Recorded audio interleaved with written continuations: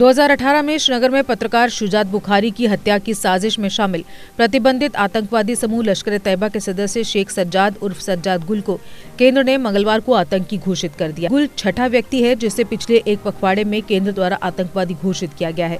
Union home ministry ने कहा कि गुल जम्मू कश्मीर में हथियारों और गोला बारूद की बरामदगी से जुड़े एक मामले में फरार है और लश्कर-ए-तैयबा का समर्थन करने के लिए केंद्र शासित प्रदेश में युवाओं को एक्टिव रूप में कट्टरपंथी प्रेरित और भर्ती कर रहा है।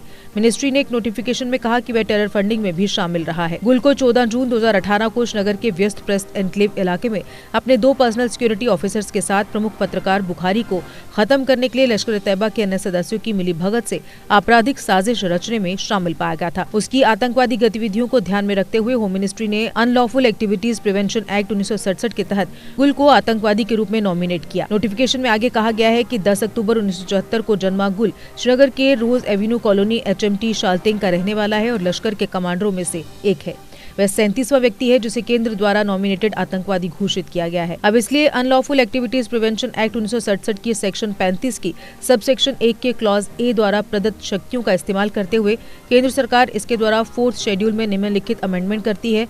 उक्त एक्ट के 4th शेड्यूल में सीरियल नंबर 36 और उससे संबंधित एंट्रीज के बाद निम्नलिखित नंबर और एंट्रियां अतिस्थापित की जाएंगी, यानी 37 उर्फ सज्जाद गुल उर्फ सज्जाद अहमद शेख गुल को आतंकवादी घोषित किए जाने के साथ ही लॉ इन्फोर्समेंट एजेंसियां अब उससे जुड़ी किसी भी व्यक्ति को बुक करने के अलावा उसकी प्रॉपर्टीज को कुर्क कर सकती हैं। 8 अप्रैल को सरकार ने लश्कर-ए-तैयबा का एक प्रमुख नेता और 26/11 के मुंबई आतंकवादी हमले के मास्टरमाइंड हाफिज सईद के बेटे हाफिज तलहा सईद को आतंकवादी के रूप में नॉमिनेट किया था। 3 दिन बाद 11 अप्रैल को पाकिस्तानी नागरिक मोहिउद्दीन औरंगजेब आलमगीर, जो 2019 में जम्मू कश्मीर के पुलवामा में CRPF बस पर आतंकवादी हमले में शामिल था, को आतंकवादी के रूप में नॉमिनेट किया गया था।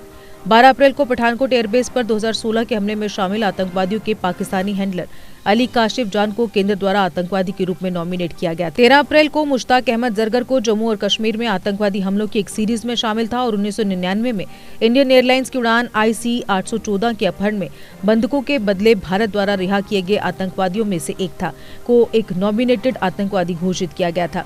18 अप्रैल को प्रतिबंधित संगठन जैश-ए-मोहम्मद के कमांडर आशिक अहमद नेंगरू को आतंकवादी के रूप में नॉमिनेट किया गया था।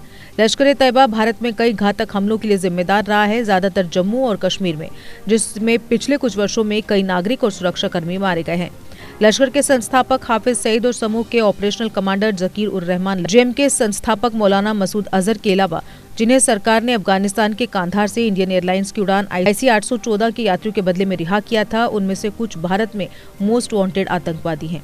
भारत लगातार तीनों की हिरासत की मांग कर रहा है, लेकिन पाकिस्तान ने मानने से इनकार कर दिया है। लश्कर और जैश को UAPA के पहली शेड्यूल के तहत आतंकवादी संगठनों के रूप में लिस्टेड किया गया है।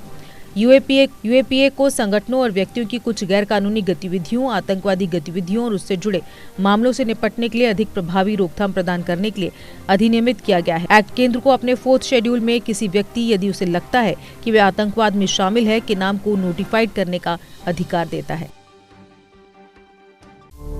GK अपडेट रहे हमारे साथ। अगर आप ये वीडियो YouTube पर देख रहे हैं तो हमारे YouTube चैनल को सब्सक्राइब करें और बेल आइकन को क्लिक करें। अगर आप ये वीडियो Facebook पर देख रहे हैं तो हमारा Facebook पेज लाइक जरूर करें।